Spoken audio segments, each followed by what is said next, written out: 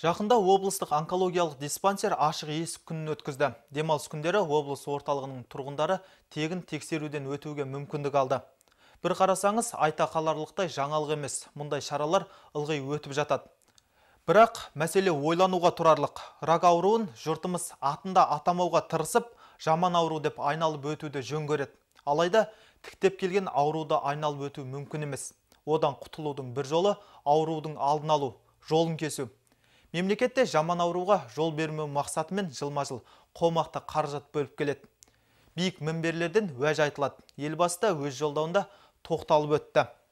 Президент үкіметке Қазақстанда онкологиялық көмек көрсетуді дамыту бағдарламасын жасақтауға 2 ай уақыт берді. Мәжіліс депутаты Дариға Назарбаева өзінің алғашқы депутаттық сұрауын осы тақырыптан бастады. Ол қазақстандық балалардың лейкемия, жілік майын ауыстыру сияқты емдеріне алаңдаулы. Оның келтірген мәліметтері бойынша елімізде жілік майын ауыстыруға 500 адам мұқтаж. Ал соңғы жылдары ондай 9 ғана ота жасалған. Қолға алынып, қадағаланған істен нәтиже шығарына сене отырып, келесі бейнебаянда назарларыңызға ұсынамыз.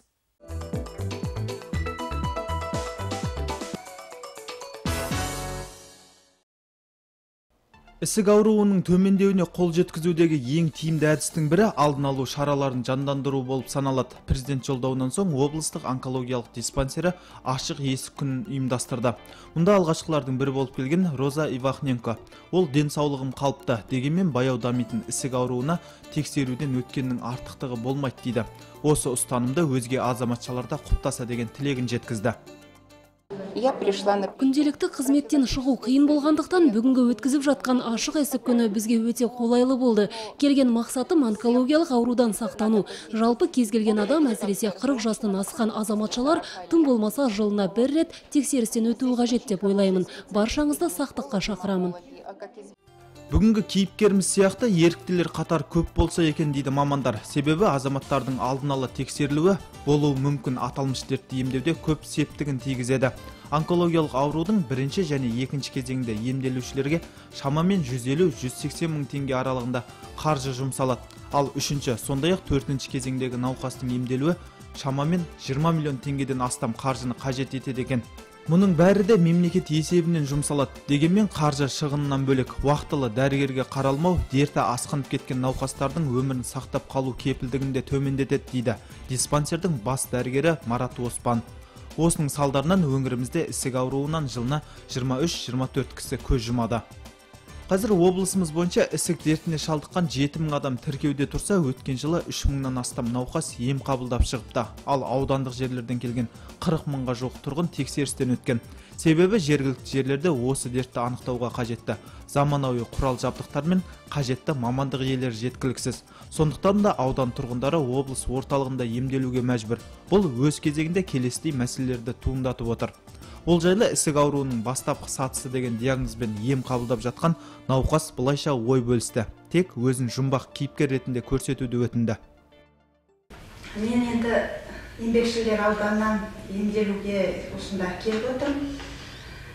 Негізінде жергілікті жерде ем болса, емдейтін жаңа емханалар болса жақсы болар еді.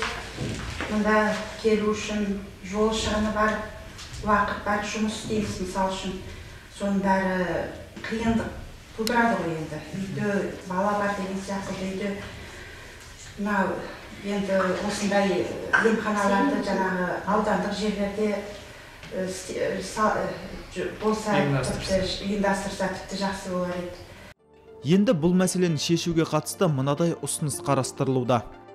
Біз мынау ұсыныс жасадық онкологтар. Біздің үлкен аудандар бар облыста.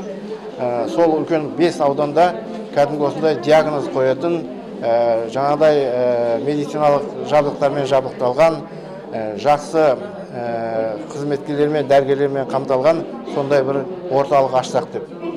Сонда сол үлкен аудандарға жақын басқа да аудандардан сол жерге келіп тексерілсе. Өйткені қазір аудандарда сондай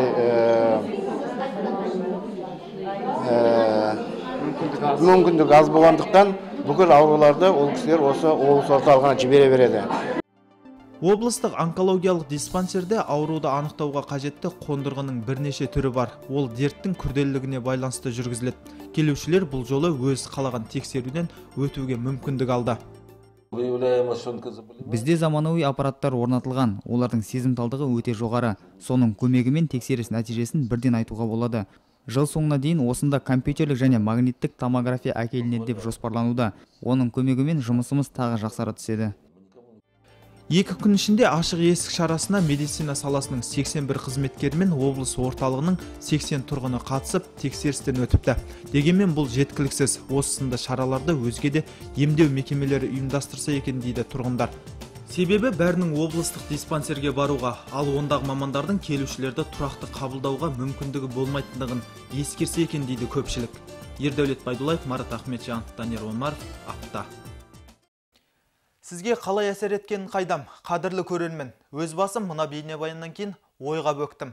Туған туысқандарымыздың уақыт оздырмай, дер кезінде тексеріліп тұрғанын әрқайсымыздың қадағалағанымыз жөн екен.